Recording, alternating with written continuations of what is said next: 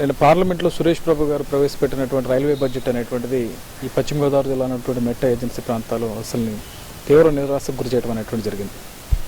గత 4 దశాబ్దాలుగా చూసుకున్నట్లయితే ఈ ప్రాంత ప్రజానీకాన్ని ఊరిస్తున్నటువంటి అందనటువంటి ద్రాక్ష ఏంటంటే భద్రాచలం కొవ్వూరు రైల్వే లైన్.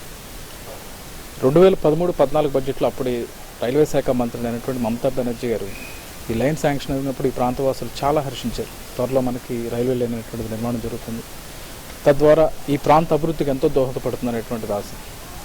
అదేవిధంగా తర్వాత చూసుకున్నట్లయితే ఈ యొక్క రైల్వే లైన్ అనేటువంటిది పార్లమెంట్ ఎన్నికలు జరిగినప్పుడు ఎంపీ అభ్యర్థులకు హామీలకు మాత్రం ఉపయోగపడుతుంది తప్పనిచ్చి ఏదో వరాలు కురిపిస్తాం, త్వరలో ఏంటంటే భద్రాచలం కొవ్వూరు లైన్ నిర్మిస్తామని వాళ్ళ ఎన్నికల హామీగా మాత్రం ఉన్న తప్పనిచ్చి ఎటువంటి పరిస్థితుల్లోనూ దాని మీద పోరాడేటువంటి నాయకుడు అనేటువంటి వాడు కరువయ్యాడు. రోజున మనం చూసిన ప్రతి బడ్జెట్ ఫిబ్రవరిలో ప్రవేశపెట్టే ముందు మనం ఒకటి అనుకుంటాం, త్వరలో 25వ తారీఖున బడ్జెట్ ప్రవేశపెడుతున్నారు, మరి కొవ్వూరు భద్రాచలం రైల్వే లైన్కి పూర్తి స్థాయి నిధులు కేటాయిస్తారు. నిధులు కేటాయిస్తే 10 సంవత్సరాల్లో ఈ రైల్వే లైన్ పూర్తి స్థాయిలో నిర్మాణం జరుగుతుందని అనుకోవడం.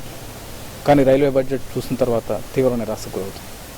2013-14 నుంచి చూసుకుంటే ఇప్పటికీ ఈ లైన్కి మామూలుగా ఇచ్చినటువంటి అమౌంట్ ఏమైనా ఉందంటే ఈ బడ్జెట్లో కేటాయించిన 5 కోట్లు మాత్రం. సుమారు 1000 కోట్లు ఖర్చు అయ్యేటువంటి ప్రాజెక్ట్కి సంవత్సరానికి 5 కోట్లు ఇస్తే ఎన్ని వందల సంవత్సరాలు పడుతుందో ఒకసారి ఆలోచించుకోవాలి. ప్రతి సంవత్సరం కూడా సంవత్సరానికి ఈ నిర్మాణ వ్యయం అనేటువంటి పూర్తిగా పెరిగిపోతుంది. నెక్స్ట్ బడ్జెట్కి వచ్చేటికి 1200 నుంచి 1300 కోట్లు అవుతుంది. ఇంత బడ్జెట్ పెరుగుతున్నప్పుడు ఏదో ఇచ్చాము అనేటువంటి రీతిలో నిన్న 5 కోట్లు ఇవ్వడం అనేటువంటి 5 కోట్లు పెట్టి ఏం చేస్తారో కూడా తెలియనటువంటి పరిస్థితి. అంటే ఇప్పటికైనా సరే మేము అడిగేది ఏంటంటే ఈ యొక్క లైన్ యొక్క ప్రాధాన్యత అనేటువంటిది మీరు రైల్వే మంత్రిత్వ శాఖ దృష్టికి తీసుకోవాల్సిన బాధ్యత ఈ ప్రాంతంలో ఉన్నటువంటి ప్రజాప్రతినిధులు, అదేవిధంగా ఈ ప్రాంతానికి ప్రాతినిధ్యం వస్తున్నటువంటి ఎంపీస్ అందరికీ ఉంది.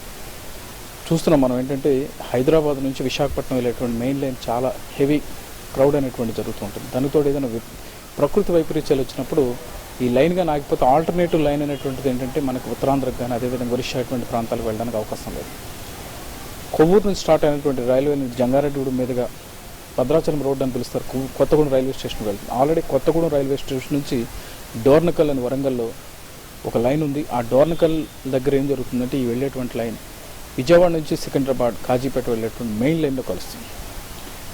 విశాఖపట్నం నుంచి హైదరాబాద్ వెళ్ళడానికి సుమారు 150 కిలోమీటర్లు తక్కువ దూరంలో వెళ్ళడానికి అవకాశం ఉన్నటువంటి ఈ రైల్వే లైన్. అదేవిధంగా గూడ్స్కి ఎక్కువ ప్రాధాన్యత ఇచ్చేటువంటి రైల్వే లైన్. ఎందుకంటే మనకి సింగరేణి బొగ్గు గని నుంచి విశాఖపట్నం ప్రాంతాలకి బొగ్గు తరలించడం కానీ, అదేవిధంగా ఈ మధ్యగా చూసిన మన కరీంనగర్ జిల్లాలో ఉన్నటువంటి ఈ రాళ్ళు అనేటువంటి మనం ఈ రోడ్డు మార్గం ద్వారా తీసుకెళ్తున్నాం. ఆ గ్రానైట్ రాళ్ళు అనేటువంటివి కూడా కాకినాడ పోర్టుకు తీసుకెళ్లాలంటే ఎంతో ఉపయోగకరమైనటువంటి మార్గం ఏదైనా ఉందంటే ఈ భద్రాచలం కొవ్వూరు రైల్వే లైన్. అంచేత ఇప్పటికైనా సరే ఏంటంటే ఈ లైన్ యొక్క ఆవిష్యం 150 కిలోమీటర్లు ఈ లైన్ అనేటువంటిది నిర్మించినట్లయితే ఇప్పుడు మనం తెలుగు రాష్ట్రాలు 2 అయిపోయినాయి. ఈ 2 రాష్ట్రాలకి సంబంధించినటువంటి రైల్వే లైన్ అది. అంచేత మేము కోరుకునేది ఏంటంటే అటు ఖమ్మం ఎంపీ కానీ, అదేవిధంగా ఇటు ఏలూరు ఎంపీ కానీ, అదేవిధంగా రాజమండ్రి ఎంపీ, 3 ఎంపీలకు సంబంధించినటువంటి విషయం మీరు పూర్తి స్థాయిలో దీని మీద ఒక నివేదిక తయారు చేసుకుని ఈ లైన్ నిర్మించడం వల్ల ఈ ప్రాంత అభివృద్ధే కాకుండా రైల్వేకి ఎంత ఆదాయం వస్తుంది. ఎందుకంటే ఒక రైల్వే లైన్ నిర్మిస్తే రైల్వే శాఖ ఏం చూస్తుందంటే రేట్ ఆఫ్ రిటర్న్ చూసుకుంటుంది. అంటే మనం పెట్టిన పెట్టుబడి ఎంత టైంలో తిరిగి వస్తుందని చూసుకుంటుంది. అలా చూసుకున్నట్లయితే ఈ రైల్వే లైన్ యొక్క రేట్ ఆఫ్ రిటర్న్ ఎంత వచ్చిందంటే సర్వేలో 22% వచ్చింది. అంటే పెట్టినటువంటి పెట్టుబడి సంవత్సరానికి 22% చెప్ప ప్రతి సంవత్సరం కూడా ఏంటంటే తిరిగి వచ్చేటువంటి అవకాశం ఉంది.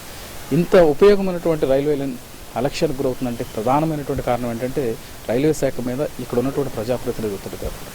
అంచేత నేను జంగారెడ్డి ప్రాంత ప్రజానికానికి కోరేది ఏంటంటే ఎవరైనా సరే ఓట్లు అడుగుతాకు వచ్చినా, లేకపోతే మంత్రులు వచ్చినా, ఎమ్మెల్యేలు వచ్చినా, ఎంపీలు వచ్చినా ఒకటి అడగండి, మా రైల్వే లైన్ విషయాన్ని మీరు ఏం చేస్తారు, మీరు రైల్వే లైన్ గురించి ఎందుకు అని ఇప్పటి నుంచి కానీ మనం వాళ్ళని పూర్తి స్థాయిలో ప్రశ్నించడం అనేది మొదలెడితే నెక్స్ట్ టైం కన్నా నెక్స్ట్ బడ్జెట్ కానీ, ఎందుకంటే మనం చూసాం మన పక్కన ఉన్నటువంటి పిఠాపురం రైల్వే, అదేవిధంగా చూసుకున్న కాకినాడ నుంచి కోటిపల్లి నుంచి నర్సాపురం వరకు ఉన్నటువంటి రైల్వే లైన్కి సంబంధించి 200 కోట్లు ఇచ్చారు. కానీ మన లైన్ విషయానికి వచ్చేటప్పుడు కేవలం 5 కోట్లు మాత్రమే దానిచ్చారు.